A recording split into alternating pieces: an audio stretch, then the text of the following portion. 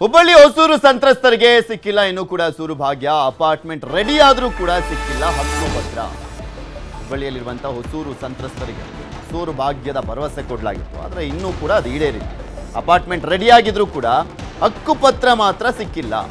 Smart ಸಿಟಿಯ ಮನೆಗಳ ಹಸ್ತಾಂತರಕ್ಕೆ ವಿಳಂಬ ಮಾಡಲಾಗ್ತದೆ. ಸ್ಮಾರ್ಟ್ ಸಿಟಿಯ ಮನೆಗಳು ಅದನ್ನು ಹಸ್ತಾಂತರ ಮಾಡಲಿಕ್ಕೆ ವಿಳಂಬ ಮಾಡಲಾಗ್ತದೆ.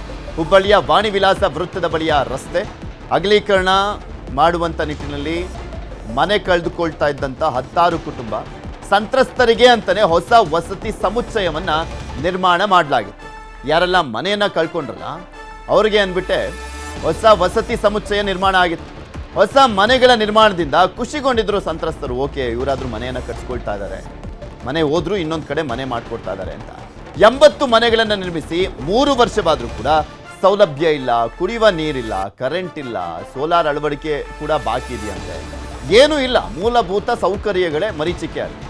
ಹೊಸ ಮನೆ ಕೊಡೋವರೆಗೂ ಹೇಗಿರುವಂಥ ಮನೆಯನ್ನ ಬಿಡಲ್ಲ. ಇದ್ದ ಮನೆಗಳನ್ನ ಬಿಟ್ಟು ಹೋಗ್ಲಿಕ್ಕೆ ಸಂತ್ರಸ್ತರು ನಿರಾಕರಿಸ್ತಾರೆ. ಮತ್ತು ಇನ್ನೆಲ್ಲಿಗೆ ಹೋಗ್ತಾರೆ? ಬಾಡಿಗೆ ಕೊಟ್ಕೊಂಡಿರ್ಬೇಕಾ? ರೆಡಿ ಆಗಿರುವಂಥ ಮನೆಗಳನ್ನು ಕೊಡಿರಿ ಅಂದರೆ ಅಲ್ಲಿ ಯಾವುದೇ ರೀತಿಯಾದಂಥ ಸೌಲಭ್ಯನೇ ಮಾಡಿಲ್ಲ ಇನ್ನು. ಹೀಗಾಗಿ ವಾಣಿ ವಿಲಾಸ ವೃತ್ತದಲ್ಲಿ ರಸ್ತೆ ಅಗಲೀಕರಣಕ್ಕೆ ಗ್ರಹಣ ಹಿಡ್ದಂತಾಗಿದೆ. ಈ ಒಂದು ವಿಚಾರಕ್ಕೆ ಸಂಬಂಧಪಟ್ಟಂತೆ ಯಾರ್ಯಾರು ಏನೇನು ಮಾತನಾಡಿದ ನೋಡೋಣ. ಮಾನಮಿ ಒಳಗೆ ಇದನ್ನು ಕೊಡ್ತೇನೆ ಅಂದಿದ್ರಿ ಮನಿದವ್ರು. ಬಟ್ ಈಗ ಮಾನಮಿ ಆಗಿ ಮತ್ತು ಈಗ ಒಂದು 2-3 ತಿಂಗಳು ಆತು ರೀ. ದೀಪಾವಳಿ ಅಂದರು ಅದು ಇಲ್ಲ, ಇನ್ನೂ ಸ್ವಲ್ಪ ರಿಪೇರಿ ಅದಾವು, ಮಾಡ್ತೇವೆ ಅಂತ ಅನ್ಕೊಂತ ಬಂದ್ರಿ. ಬಟ್ ಈಗ ನಮ್ಮ ಮುಂದೆ ನಾವು ಏನು ಮಾಡ್ಕೋಬೇಕು ಅನ್ನೋದು ಗೊತ್ತಾಗೋಲ್ರಿ ನಮ್ಗೆ. ಹೋದ್ರೆ ಪರವಾಗಿಲ್ಲ, ಮತ್ತು ಆದಷ್ಟು ಬೇಗ ತೆಗೆದ್ರೆ ಒಂದು ಏನಾರ ಅನುಕೂಲ ಆಕತ್ತೆ. ಹೋಗಲಿಲ್ಲ ಅಂತಂದ್ರೆ ಮತ್ತೆ ನಾವು ಏನಾರ ಮಾಡ್ಕೊಳಕ್ಕೆ ದಾರಿ ಆಗ್ತೈತಿ. ಅದು ದಾರಿ ಇಲ್ಲ, ಇದು ದಾರಿ ಇಲ್ಲ ರೀ ನಮ್ಗೆ. ಆಮೇಲೆ ಈ ನರಕದಾಗ ಇನ್ನೂ ಎಷ್ಟು ವರ್ಷ ನಾವು ಜೀವನ ಕಳಿಬೇಕು ಅನ್ನೋದು ಇನ್ನೂ ಗೊತ್ತಾಗೋಲ್ಲ ನಮ್ಗೆ. ಅದಕ್ಕೆ ನೋಡ್ರಿ, ಸರ್ಕಾರ ಒಂದು ಬಡಬಗ್ಗರಿಗೆ ಒಂದು ಒಳ್ಳೆ ಯೋಜನೆ ತಂದೈತಿ. ಏನು ಡೆವಲಪ್ಮೆಂಟ್ ಆಗ್ತಾನೆ ಇಲ್ಲ ರೀ. ಅಲ್ಲ ರೀ, ರೋಡಿಗೆ ಅವರು ಇದನ್ನ ತೊಗೊಂತೇವೆ ನಾವು ಅಂತ ಹೇಳಿ 47 ಎಷ್ಟೋ ಮನೆ ಅಲೌಟ್ ಮಾಡ್ಯಾರ ರೀ ಅವ್ರು ಅವತ್ತು ಮೀಟಿಂಗ್ನಾಗ. ಬಟ್ ಏನು ಅವರಿಂದ ನಮಗೇನು ಮಾಹಿತಿ ಸಿಕ್ಕಿಲ್ಲ. ಈಗಾಗಲೇ ಪಾರದರ್ಶಕವಾಗಿ ಮನೆಗಳ ಹಂಚಿಕೆಯನ್ನು ನಾವು ಮಾಡಿ ಮುಗಿಸಿದ್ದೇವೆ. ಅಲ್ಲಿ ಯಾರು ಮನೆಗಳನ್ನು ತೆಗೆದುಕೊಂಡಿದ್ರು ಅವ್ರದ್ದು ಮತ್ತು ಕಾರ್ಪೊರೇಷನ್ ನಡುವೆ KBN ಮೀಟ್ರ್ಗಳನ್ನು ದುಡ್ಡು ಕಟ್ಟತಕ್ಕಂಥದ್ದು ಬಂದಿತ್ತು. ಆ ಸಂದರ್ಭದಲ್ಲಿ ಅವರೆಲ್ಲ ಫಲಾನುಭವಿಗಳು ನಮ್ಮ ಕಡೆಯಿಂದ ಆಗಲ್ಲ ಅಂತಕ್ಕಂಥದ್ದನ್ನು ಸ್ಪಷ್ಟವಾಗಿ ನಿರಾಕರಣೆ ಮಾಡಿದ ಕಾರಣಕ್ಕಾಗಿ ಇವತ್ತು ನಮ್ಮ ಮಹಾನಗರ ಪಾಲಿಕೆಗೆ ಹೇಳಿ ಕಮಿಷನರ್ ಕಡೆಯಿಂದ ಸುಮಾರು 4,50,000 ರೂಪಾಯಿ ಹಣವನ್ನು ಇವತ್ತು ಅವ್ರು ಸಂದಾಯ ಮಾಡಿದ್ದಾರೆ. ಈಗ ಮೀಟ್ರ್ಗಳನ್ನು ಅಳವಡಿಸುವಂಥದ್ದು ಕಾರ್ಯ ಆಗಬೇಕಾಗಿದೆ. ಒಂದು 2-3 ದಿವಸದಲ್ಲಿ ಮೊನ್ನೆ ಕೂಡ ನಾನು ಅವ್ರಿಗೆ ಹೇಳಿದ್ದೀನಿ ಕಮಿಷನರ್ಗೆ, ತಕ್ಷಣ ಅದನ್ನು ಮಾಡಿ ಅವ್ರಿಗೆ ಹ್ಯಾಂಡ್ ಓವರ್ ಮಾಡ್ತಕ್ಕಂಥ ಪ್ರೊಸೆಸ್ ಆಗಬೇಕು ಅನ್ನೋಂಥದ್ದು ಹೇಳಿದೆ. ಈಗಾಗಲೇ ಇಬ್ಬರಿಗೆ ವಿಶೇಷವಾಗಿ ನಾಗವೇಣಿ ಅಂತಕ್ಕಂಥ 3rd ರ್ಯಾಂಕ್ ಬಂದಿರತಕ್ಕಂಥ ವಿದ್ಯಾರ್ಥಿನಿ ಮತ್ತು ಏನೋ ಒಂದು ಅತ್ಯಾಚಾರ.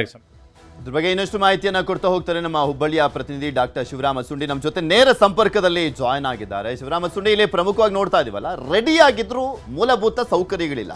ಯಾಕೆ ಮೂಲಭೂತ ಸೌಕರ್ಯಗಳನ್ನು ಕೊಡ್ತಾ ಇಲ್ವಂತೆ? ಅನುದಾನದ ಕೊರತೆನ ಅಥವಾ ಅಲ್ಲಿ ಮೂಲಭೂತ ಸೌಕರ್ಯಗಳನ್ನು ಕೊಡ್ಲಿಕ್ಕೆ ಇವ್ರಿಗೆ ಇಂಟ್ರೆಸ್ಟ್ ಇಲ್ಲ, ನಿರ್ಲಕ್ಷ್ಯ, ಬೇಜವಾಬ್ದಾರಿನ?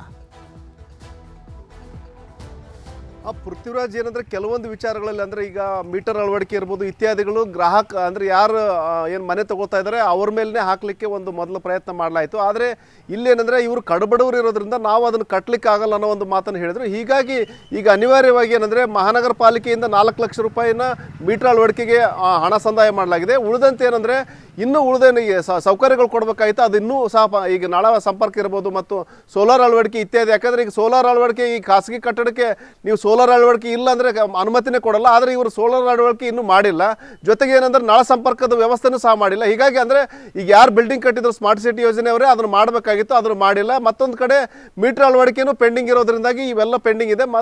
ಈ ಎಲ್ಲ ಕಾರಣದಿಂದಾಗಿ ಈಗೇನು 14.80 ಕೋಟಿ ರೂಪಾಯಿ ವೆಚ್ಚದಲ್ಲಿ ಈ ಒಂದು ವಸತಿ ಸಮುಚ್ಚಯನ ನಿರ್ಮಾಣ ಮಾಡಲಾಗಿದೆ. ಮತ್ತು ಈಗೇನು 39 ಫಲಾನುಭವಿಗಳನ್ನ ಈಗಾಗಲೇ ಮೊದಲ ಹಂತದಲ್ಲಿ ಲಾಟ್ರಿ ಮೂಲಕ ಆಯ್ಕೆ ಮಾಡಲಾಗಿದೆ. ಇವರೆಲ್ಲರೂ ಸಹ ಏನಂದರೆ ಈಗ ಗಂಟು ಮುಟ್ಟೆ ಕಟ್ಕೊಂಡು ಏನು ಯಾವಾಗ ಅದನ್ನು ನಮ್ಗೆ ಹಕ್ಕುಪತ್ರ ಕೊಡ್ತಾರೆ ಅಂತೇಳಿ ಜಾತಕ ಪಕ್ಷಿ ಅಂತ ಕಾಯ್ತಾ ಇದ್ದಾರೆ. ಆದರೆ ಇದುವರೆಗೂ ಸಹ ಏನು ಹೋದ ವಿಜಯದಶಮಿ ದಿನದ ಏನು ಅಲ್ಲೇ ಹಬ್ಬ ಮಾಡುವಂತ್ರಿ ಅನ್ನೋ ಒಂದು ಭರವಸೆ ಕೊಟ್ಟಂಥ ಅಧಿಕಾರಿಗಳು ಮತ್ತು ಜನಪ್ರತಿನಿಧಿಗಳು ಇದುವರೆಗೂ ಸಹ ಅದನ್ನು ಹಕ್ಕುಪತ್ರ ಕೊಟ್ಟಿಲ್ಲ. ಹೀಗಾಗಿ ಏನು ಮುಂದಿನ ಸಂಕ್ರಾಂತಿಗಾದ್ರೂ ನಮ್ಗೆ ಒಳ್ಳೆಯ ಸುದ್ದಿ ಸಿಗುತ್ತಾ ಅನ್ನೋವಂಥ ಒಂದು ಏನು ಜಾತಕ ಪಕ್ಷಿ ಅಂತ ಕಾಯ್ತಾ ಇದ್ದಾರೆ ಅಂತ ಹೇಳ್ಬೋದು. ಪೃಥ್ವಿರಾಜ್. ಓಕೆ, ಧನ್ಯವಾದ ಶಿವರಾಮ ಸುಂಡಿ ನಿಮ್ಮೆಲ್ಲ ಮಾಹಿತಿಗಾಗಿ.